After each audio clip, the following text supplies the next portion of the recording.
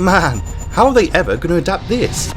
Yep, that was my first thought when wiping away tears at the conclusion of Andy Weir's exceptional 2021 novel. This is a hard science, math-heavy, deeply personal space story with 5-handed alien rock crabs, cosmic amoeba clouds, and an inner monologue so relatable, I genuinely started thinking in Grace's voice for weeks. I mean, the world building alone is hard to convey. Weir's creation of astrophage and its biological processes, time dilation and Petrova lines, iridium biology, culture and evolutionary history, and communicating by universal number sets of base 6, etc. It all just screamed either a 3-hour masterpiece or inevitably messy Hollywood rush job. Alas, for better or worse, it wasn't quite either. However, I think in all good graces, Drew Goddard and the filmmaking team probably did just about as good as an adaptation as we might hope for, being able to stay extremely faithful to the source material and character arcs without deviating off into some cheesy Hollywood nonsense or an ending that completely subverts the original's entire point. And yes, I'm looking at you, I Am Legend. You suck. So in this video, I'm breaking down everything, from what the movie absolutely nailed to where it completely dropped the ball, and whether this is actually a good adaptation or just a decent sci-fi film wearing Project Hail Mary's skin as a spacesuit. Well, you know what I mean. So let's start with some positives, eh? As we know, hilariously with only Dr. Ryland aboard, the Hail Mary is literally full of grace, until an alien called Rocky turns up and the relationship starts out as much. But man, they absolutely nailed the little guy. I know many were worried that he'd end up as some floaty weightless CG slot monster, but the special effects team clearly took some inspiration from Chris Nolan's Interstellar and put in an absurd amount of effort into making the non-human character a corporeal on-set entity, a physical puppet for Gosling to interact with that looks and feels real and tangible in every scene, which undoubtedly led to a better performance than a VFX track tennis ball could ever elicit. Fact check. That's true. Rocky's design was pretty accurate too. Although I think he was missing his greeny brown cloth suit that he was initially wearing on his carapace in his book intro. Small detail, yeah sure, but still. But they managed to make him cute and weird enough that you end up forgetting that this is pretty much the Martian all over again, but this time with a cheeky buddy cop vibe. Nice. The movie itself, however, moved at an incredible pace, sometimes to its detriment indeed, but we'll get to that later. But just like one battle after another, and certainly never any of my saucy lovemaking sessions in my entire life, it somehow made a 2.5-hour runtime feel like a breezy 90 minutes. And visually, the film is stunning. The strobe lighting gives it a really unique feel, and the almost watercolour design of Adrian was simply gorgeous. The standout, of course, though, is the mind-blowing Petrova line sequence, which illuminates the astrophage into a sea of red diamonds. And honestly, that is IMAX or bust type viewing, and also the bloody epitome of this meme. And the sweeping Vangelis type score by Dan Pemberton really elevates those big cosmic moments. And my girl Strat, perfecto! Anatomy of a Fall's breakout star Sandra Hüller absolutely nails that cold and stern, uncompromising authority. It's honestly like she just walked straight off the page and onto the big screen without asking permission. The actress effectively bears the weight of the world in her glassy eyes, even if the script doesn't quite give her enough time to explore the inner conflicts. But you still retain the thematic narrative parallels. The Strat in the flashbacks is as rocky and bloody hard to communicate with as Rocky himself. Oh, thank God. I just wish we got more of a dry one-liners, to be honest. Like early in the book when Grace makes a long-awaited breakthrough in propping the astrophage cell, and she just asks, "It took 2 days for you to think to poke it with a stick?" Heh, classic Strat. But alas, much like everything else in this film, she's only very lightly sketched, and the movie only scratches at the surface of everything that actually gives the story weight. Which brings me to the biggest problems I had with this film, which unfortunately indeed put my face opening in sad mode. And to be honest, they may seem like small oversights, but they really do have a large impact on the wider tension in the narrative. Firstly, the stakes just aren't there. The early chapters of the novel go to great lengths to outline and hammer home the catastrophic effects of the astrophage infection on the sun. And Strat's uncompromising manner is sourced directly from the projected climate collapse and ensuing existential suffering that this will mean for those poor souls who will have to live through it in the coming decades. She takes it all on herself to coordinate a solution to save humanity itself. But you don't really get enough of a sense of that sheer burden in the film because it doesn't adequately present the threatened consequences of astrophage infection. As far as I can remember, there wasn't even a brief montage of any climate collapse or environmental catastrophe shown to drive home the importance of the Hail Mary mission and the crucial weight of its success. So when we later get to the emotional karaoke scene, it all falls a little flat. Because the movie hasn't done enough to establish exactly how much soul-crushing responsibility is really riding on her very lonely shoulders. In fact, so much of this movie seems to be rushing to the payoff with no setup. Like when Grace is told that he can actually go home with Rocky's offer of his fuel supply. Gosling rightly gives it his all in that moment and sells the hell out of his relief that he'll be able to survive the mission after all. But the bloody script can't help but undercut him. The first act of the film chooses a lighter tone than the book, and straight up rushes through his psychological state. Other than being told so, there's almost no sense that he's on a suicide mission. No depression, no dread, no real existential spiral. So when he later breaks down about it, it instead feels a bit cheap and unearned, because he never actually seemed that bothered about dying. The cinematic version of the character genuinely did seem to be at peace with it. Well, at least until he wasn't. I think a large part of this is because the overall first act is so condensed and rushed for the sake of runtime, there's no real sense of just how long Grace has been alone out in space, so it's not quite as impactful when the Blip A turns up to break his solitude. The book gives you isolation, exhaustion, loneliness. The movie gives you, well, lip service to it, and the odd moody shot, I guess. Lame. Similarly, where's the genius? For a book so heavy in painstakingly accurate physics and formulas, it's sad to see the film lazily present the protagonist rarely doing anything beyond surface level science. I mean, he rarely has to rationalise his way out of problems like he did in the book, or even Mark Watney did in The Martian. And half the time, I'm not even convinced he knows about the formulas he's writing on his own bloody whiteboard. Nor is there enough references or scenes relating to his kids in school as his only lifeline and connection to humanity. I think there's a total of one single flashback scene at the start where he meets Strat, so the final scene doesn't hit quite as hard because by then, so much time had passed since they were mentioned, even I almost forgot he was a teacher. Look, here's the thing. Fine. I'm gonna be honest with you. I'm kind of retarded. Then there's the science and world building, or lack thereof. I mean, if you hadn't read the book, I honestly don't know if you'd follow half of this. I mean, astrophage, for example, felt more like an afterthought instead of an extinction level threat. There's no sense of urgency or a ticking clock at all. There's barely any explanation of why his crewmates died, the extreme pressure and temperature differentials between atmospheres in the ship, and why the pivotal Russian head scientist now seems to be an Arab for some reason. Weird. My friend literally turned to me at one point in the film and asked me why Strat looked so old at the end, which meant I then had to have a 10-minute convo about time dilation during the credits, which, like ammonia, I don't even think is mentioned once. And well, that says it all really. Shame.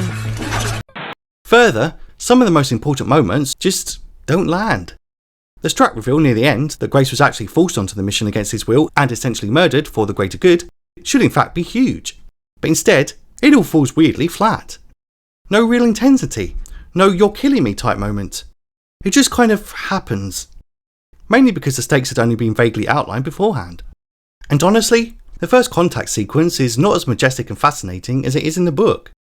And at some points, it almost goes full bloody Marvel humour. I mean, Grace barely reacts to meeting alien life, but then later acts shocked when discovering Talmeba. Mate, you've already got an alien crab bro in a small crystalline ball 3 feet away. Pick a lane. Maybe it's an attempt at irony or something, but regardless, it's super jarring. That's the fact, Jack! That's the fact, Jack! Whilst the action sequence above Adrian was thrilling, if a little truncated and rushed compared to the book's electrifying set piece, even the Grace-Rocky relationship loses depth after this. In the book, they actively save each other, literally sacrificing parts of themselves in the process. Grace burns up his arm trying desperately to revive his pal, but in the movie, Rocky sacrifices himself to save Grace, and Grace just kind of sits there and watches and hopes for the best. He's disappointingly casual and passive about it, and it can't help but feel out of character. And of course, that also weakens the entire emotional core. The book is more believable in that he moves heaven and earth to try and actively heal his only friend in the universe, not only because he needs him for the mission to save Earth, but also because he's learned the value of companionship and cannot bear to sit around and let him die. This character arc is thus weaker for it in the movie, sacrificing thematic development for the sake of runtime. And Rocky himself feels less capable here. In the novel, he's an engineering genius. But here, he's mostly reactive while most of his contributions happen off screen, and scenes simply cut to Grace already having received what he needs. Again, great character work sacrifice for time and pacing. And then there's one of the biggest missed opportunities for tension. The search for Rocky again at the end is practically non-existent and absurdly easy. Almost to the point of bloody insult, to be honest. In the novel, this is a genuinely stressful sequence that spans entire chapters.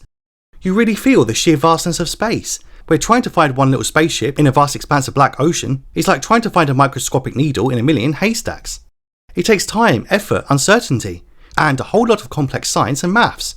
It's ultimately a mini Hail Mary moment in and of itself. Wow. Grace feels a million different emotions, and so does the reader. You're sitting there thinking, how on earth is he going to find the blip A again across the vast expanse of black void? Is the little guy even alive? Did the radiation finally get him now without the astrophage protection? But in the film, it's basically, oh don't worry, there he is. Again, the absolute epitome of this meme. It was super easy, barely an inconvenience. No build-up, no real sense of distance or danger. It's all glossed over for the sake of pace. No time for the possibility of his best buddy's death to actually sink in. So the emotional payoff of the reunion just doesn't quite hit the way it really should, or at least with the potential of what it could have done. And honestly, this film just feels heavily cut down. I mean, there are threads that get referenced in Act 1, like food rationing, that just go totally nowhere and are never mentioned again. There's even a fleeting shot of Grace's burnt arm near the end, presumably from the aforementioned Rocky rescue scene that they may have actually shot but simply removed for time. Which just makes me think that there's a lot that got left on the cutting room floor, to be honest. Yeah, that makes sense. Anyway, there are some changes I did like. Exploring Rocky's ship was a nice addition, and again, the production design is simply sublime. Especially in the mental health node, aka the don't go crazy room. It feels perfectly in character that someone like Strat would demand was included in the ship's design to stop the crew going crazy, and I'm surprised it wasn't actually in the book, to be fair. And showing Strat at the end on an older Earth, and while I prefer the book's ambiguity, works quite well for a cinematic version, which likely requires more visual closure than the written form does. But then there are weird changes, like Rocky suddenly being totally fine eating in front of Grace, almost proud and shameless even. It's a total 180 from the novel and I have no idea why. It's a small moment change for levity, but all it really does is undermine the richness of Weir's work and chips away at what makes the Iridian and his species feel truly alien. What, are you retarded? Ultimately, I suppose it's a decent adaptation and probably really the best one could do in terms of taking on the mammoth task of adapting such an intimate POV story within a wider cosmic survival adventure. It's just a shame that its runtime limits the pathos and has none of the narrative richness, nuance or gravitas the story deserves. They effectively sanitised and neutered the plot into a basic digestible form for casual cinema goers, but in the process stripped it of its USP and Weir's most interesting technical aspects. I'll say this though, having now experienced all three versions of the story in written, audio and visual forms, Ray Porter's excellent audiobook reading is still the definitive version by a country mile. His range of voices are distinct yet appropriate, and somehow, he even gives Rocky more personality than the film does. I'll never forget his excitable squeals of, "Grace? You are here, question? You saved me and you saved Ariad. I am very, very, very, very happy," out of my brain when the pair reunite after the ship's Tarmiba outbreak. I mean, it certainly made me happy. And honestly, I've listened to it so much that I really struggled to see Gosling as Grace after that. I mean, he does his own thing and it's fine, but it just feels like a completely different character to me. The film presents Dr. Grace as more of a Hollywood handsome hero, rather than a self-interested nobody high school science teacher that most people ignore. He's certainly not the hunky, quippy, Marvel-like kind of character that the movie sometimes has him slip into. Heck, I don't know why they didn't just cast a narrator directly for frig's sake. I mean, he is an actor after all. And Porter just is Grace. Older, more mature, deeply rational and scientifically able, almost to a fault. Whilst Gosling's depiction is more of a cinematic everyman for broader audiences. But hey ho, at least it wasn't bloody Pedro. Oh, good lord! Look, on its own merits, it's a pretty good film. And if I hadn't read the book first, then this would easily be the best movie of the year for me, after Bone Temple and Return to Silent Hill. What? That was a joke, of course. It was fucking garbage. And I've got to say, in all honesty, it's the biggest piece of dog shit. But because I know the sheer potential and richness of the original tale, it can't help but feel thinly sketched and like a Temu version of the story, barely touching the size of situations like its Cliff Notes the movie. And I simply can't help but wonder what someone like Christopher Nolan could have done with this, or just a director that treated it with a little more solemnity, instead of the Lego movie directors playing a tad too many things for laughs and their super annoying habit of undermining the drama at every point. I think the issue here is that it really needed expanded time to breathe and flesh out the characters and deeper story, and would probably thus be best suited for a Netflix-style miniseries perhaps. But that's a video for another day. Still, it was a valiant attempt at adapting a very difficult novel into an engaging visual experience. And whilst the movie didn't quite turn me into a leaky space blob as much as the book did, as a standalone film I'd give it 7.2 fist my bumps out of 10. But as an adaptation of a novel with so much rich potential, it ultimately can't help but fall kind of short. I mean, yeah, I'm disappointed, but only because the bar was so damn high. And I suppose for them to come so decently close to at least matching it, with no super egregious changes to the story or butchering most of the core elements, kind of feels like a miracle in modern day Hollywood. Correct. But But what did you think? Did the movie live up to the novel in your view, and indeed amaze you? Or were you more confused and irritated than Rocky with having to deal with a stupid human who hasn't slept for days? Let me know down below, and as always, if you liked the vid, kindly subscribe and I'll see you again next time. And if you didn't and I don't, have a nice life, pal.